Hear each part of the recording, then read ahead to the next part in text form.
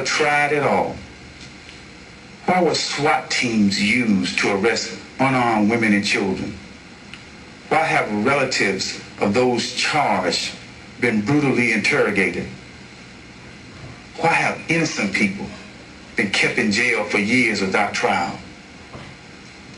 We would like to end this statement with an appeal to those who are responsible for the past and present persecution of the nation of Yahweh.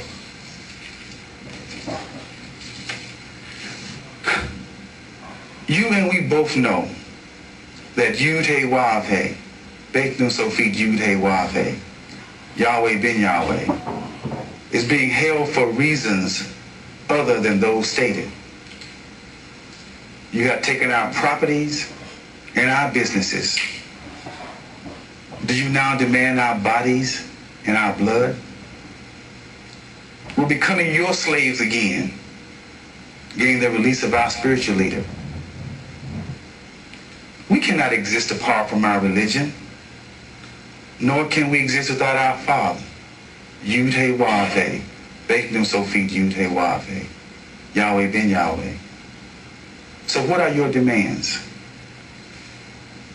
We ask that the upright men and women of the world who seek to stand on the square of righteousness, is there any mercy for the widow's son, the Lion of the tribe of Judah, who has been illegally and immorally bound in chains, hung on the cross, and judicially murdered for the sins of the world? Is there any justice for the children of Hiram? Is there any justice for the children of Abraham, Isaac, Jacob, and the children of the nation of Yahweh? Again, as of Monday, June 12th, 1995, the Barclay Hotel is no longer owned or managed by believers in Almighty God, Yahweh.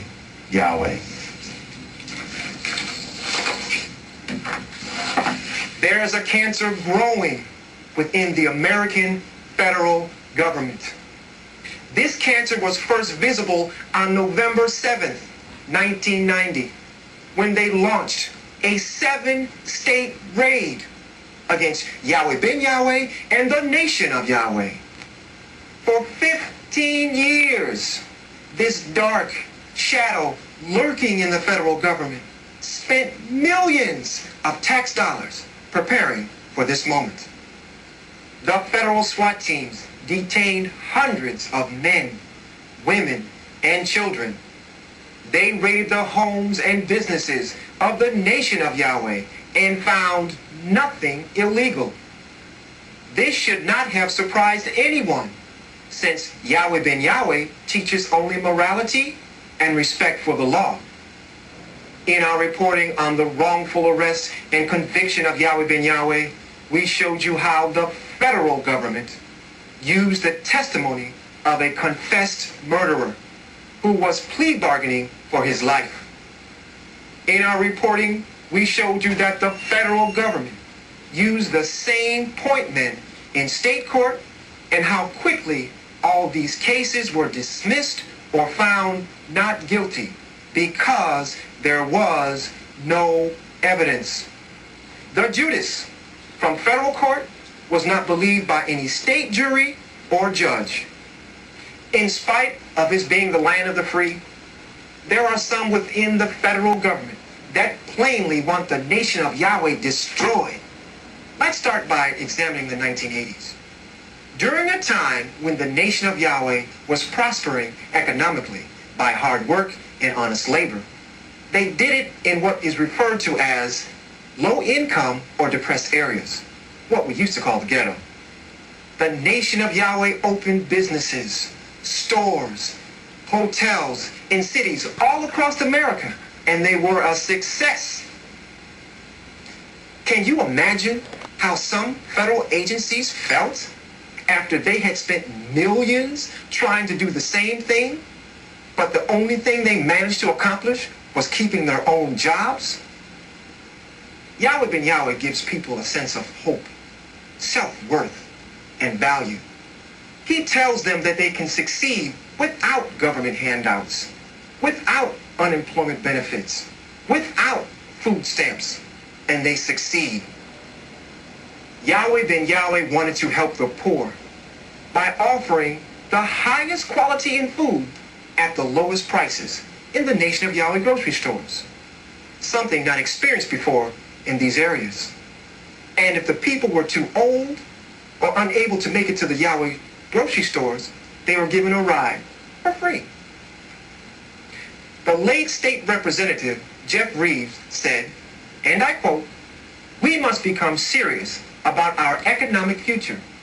All political and social issues hinge on this one factor, economics. With control of our economics, we can begin to control our problems of homelessness, joblessness, businesslessness, and drugs." Last week, I met a man who is serious about economics, Yahweh Ben Yahweh.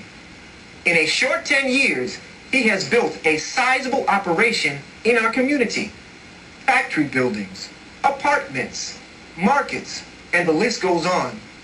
The man has done what many have only planned of doing.